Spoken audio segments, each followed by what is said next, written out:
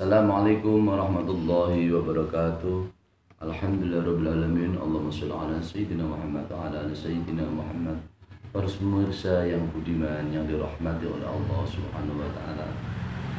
Mari kita senantiasa bersyukur kepada Allah Subhanahu wa taala.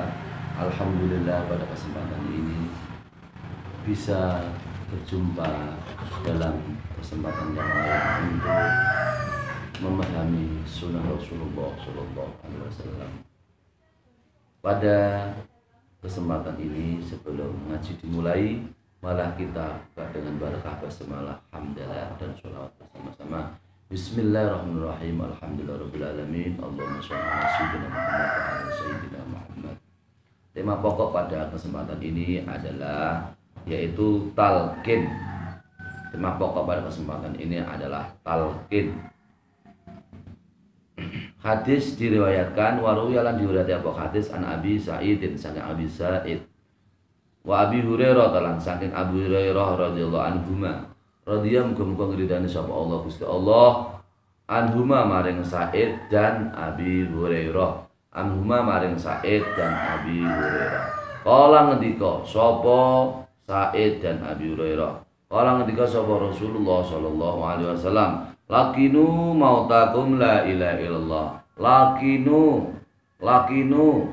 talkinan sapa mautakum. Lakinu talkinan sira kabeh mautakum ing wong kang pira-pira wong kang mati ira kabeh la ilaha illallah ing kalimah la ilaha illallah. Rawah muridake hadis sapa Muslimun Imam Muslim wal arba'atu lan imam papat yaitu Abu Dawud, Tirmidzi, Nasa'i, Ibnu Majah. Hadis ini diriwayatkan oleh Imam Muslim dan Imam 4. Kemudian dari hadis tersebut diartikan an Abi Sa'id. Hadis diriwayatkan dari Abi Sa'id dan Abu Hurairah radhiyallahu anhu keduanya berkata bahwasanya Rasulullah Shallallahu alaihi wasallam telah bersabda, talqinlah orang mati kamu semua dengan ucapan la ilaha illallah. Hadis diriwayatkan oleh Imam Muslim dan Imam 4. Dari pemahaman hadis berikut, maka kita semua ini disunatkan untuk mengikuti sunnah Rasulullah Shallallahu Alaihi Wasallam, yaitu menalkin kepada si mayat yang akan meninggal dunia. Menalkan kepada si mayit yang akan meninggal dunia. Fikul hadis, pemahaman hadis. At-targhibu fil iksari min dzikri la ilaha illallah. Pemahaman hadis tersebut adalah yaitu anjuran dalam memperbanyak zikir kepada berzikir la ilaha illallah wala siyama indal muqtadiri. Terutama kepada orang yang akan meninggal dunia. Orang yang akan meninggal dunia maka disunahkan untuk diberi talqin dengan ucapan la ilaha illallah oleh saudara-saudaranya. Fa inna dzalika sababun lis-sa'adati al-abadiyati. Karena hal tersebut yaitu talqin ucapan zikir la ilaha illallah yang dikumandangkan kepada orang yang akan meninggal dunia, maka adalah menjadi sebab untuk kebahagiaan yang abadi bagi si mayit.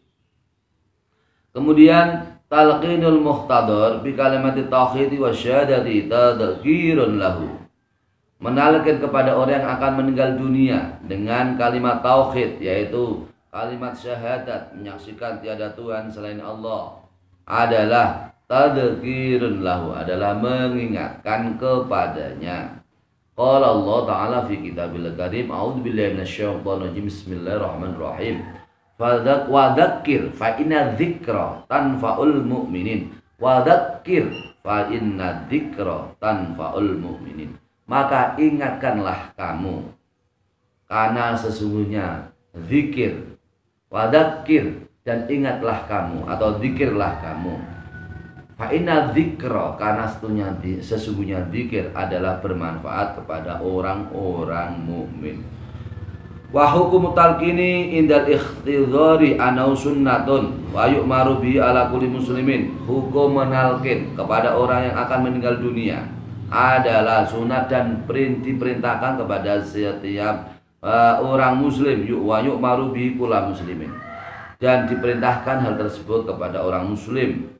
Ya halduru inda nazil muqtadari wa huwa muttafaqun alaihi bainal a'immati, yang di situ orang muslim itu hadir di antara orang yang akan meninggal dunia. Hadis ini diriwayatkan oleh Imam Bukhari dan Imam Muslim, yaitu hukmu talqin sunnatun, bahwasanya hukum menalkin kepada orang yang akan meninggal dunia adalah sunat. Ini adalah kesepakatan hadis diriwayatkan oleh Imam Muslim, ya muttafaqun alaihi. Hadis diriwayatkan oleh Imam Bukhari dan Imam Muslim di antara beberapa imam hadis. Wal qasdu minhu an takuna kalamatus syahadati akhir kalamihi.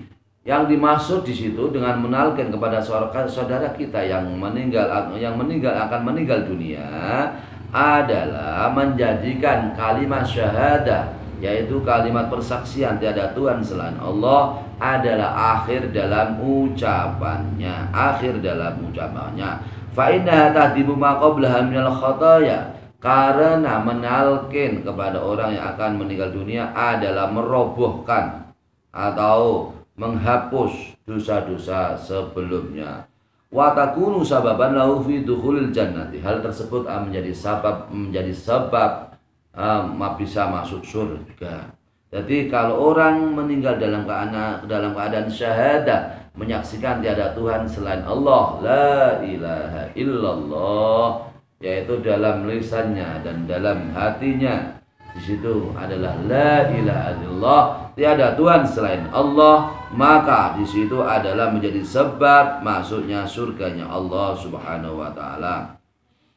Kemudian wa inda Syafi'i wa Abi Hanifah yustahabbu dzalika, dan menurut Imam Syafi'i dan Imam Abu Hanifah bahwasanya hukum menalkin kepada si mayit seseorang yang akan meninggal dunia, hukumnya adalah sunat, mustahab adalah sunat. Kemudian fa inda Ahmad la yusra'u, menurut Imam Ahmad tidak usah dikerjakan saja. Wa inda Malikin yukrahu, dan menurut Imam Malik adalah hukumnya adalah makruh. Maka demikian fatalqinu ba'da tafni alal qabri fadalika mukhtalifun fi, maka hukum menalkin kepada si mayat setelah mayat itu disemayamkan, dikubur, maka adalah menjadi persulayan atau menjadi yaitu pertentangan para imam. Wa inda Syafi'i wa Abi Hanifah yustahabbu dalika talqin ba'da tafni alal qabri. Menurut Imam Syafi'i dan Imam Abu Hanifah bahwasanya menalkin kepada orang yang meninggal dunia setelah disemayamkan dalam kubur, menalkinnya adalah sunnah, Wa inda Ahmada la yusra'u talqin. Dan menurut Imam Ahmad maka talqin di dalam kubur adalah tidak usah dijalankan. Wa inda Malikin yukrahu, dan menurut Imam Malik adalah dimakruhkan talqin kepada si mayit ada dalam kubur. Kita semua ini termasuk orang-orang yang mengikuti pendapatnya Imam Syafi'i atau Asy-Syafi'iyah, mengikuti pendapatnya Imam Syafi'i, maka menurut Imam Syafi'i adalah disunahkan menalqin mayit di dalam kubur.